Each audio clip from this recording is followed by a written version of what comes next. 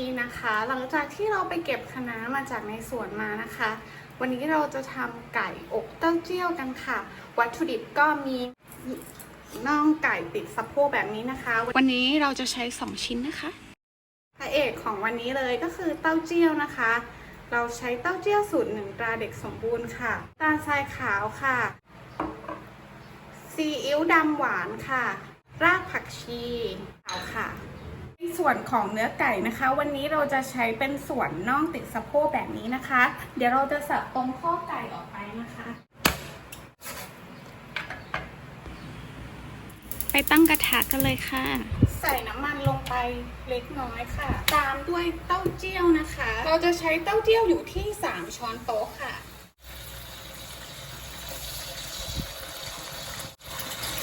น้ำตาล2ช้อนโต๊ะค่ะ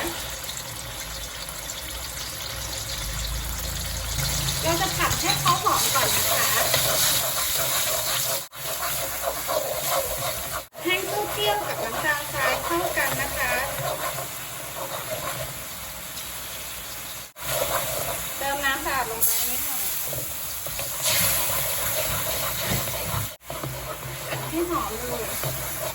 เติมรากผักชีนะคะลงไปเลยค่ะรากผักชีเราบุกเล็กน้อยนะคะผัดต่ออีกนิดนึงให้เขาหอมค่ะ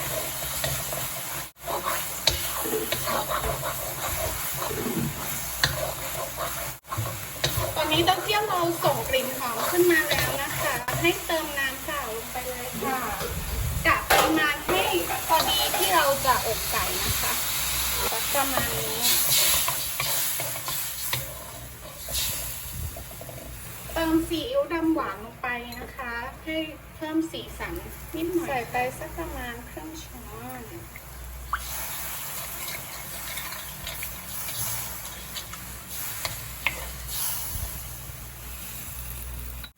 ใส่เนื้อไก่ลงไปเลยนะคะ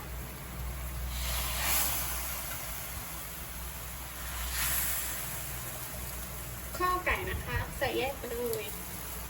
ถ้ายังไม่ท่วมเราก็เติมน้ำลงไปอีกนิดหน่อยได้นะคะเดี๋ยวเราจะปิดฝาอบไว้ประมาณ40นาทีนะคะใช้ไฟกลางค่ะ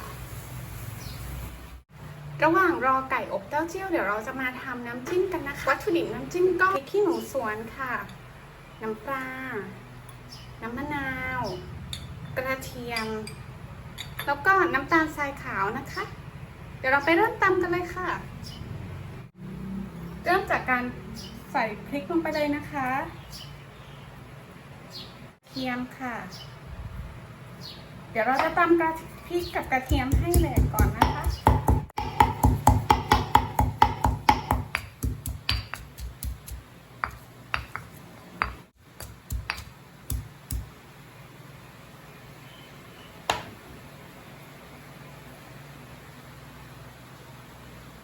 หลังจากที่พริกกับกระเทียมเราแหลกดีแล้วนะคะเราก็จะเติมน้ำตาลทรายลงไป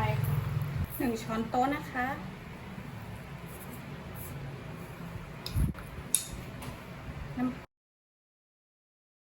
น้ำมะนาว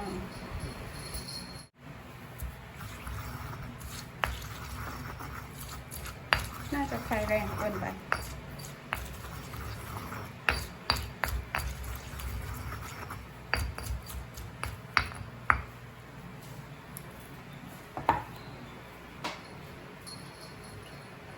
ก็เติมน้ำต้มสุกลงไปเล็กน้อยนะคะ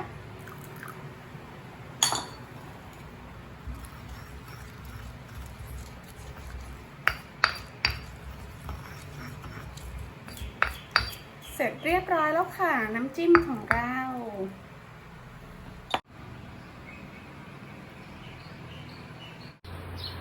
เรามาทำเครื่องเคียงกันต่อเลยค่ะเป็นคะน้าที่เราเก็บมาจากในสวนนะคะ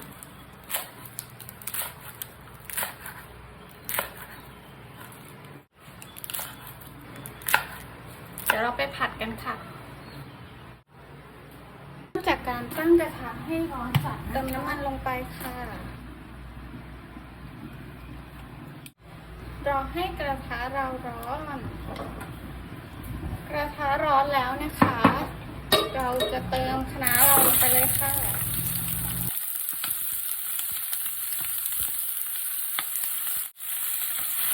จ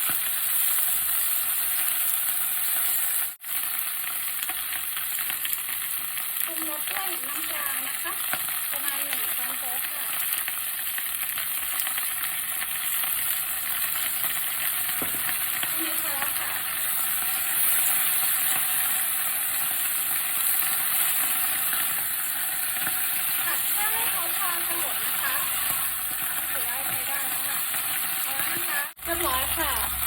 ตอนนี้ผ่านไปประมาณ40นาทีแล้วนะคะไก่อบเต้าเจี้ยวเรา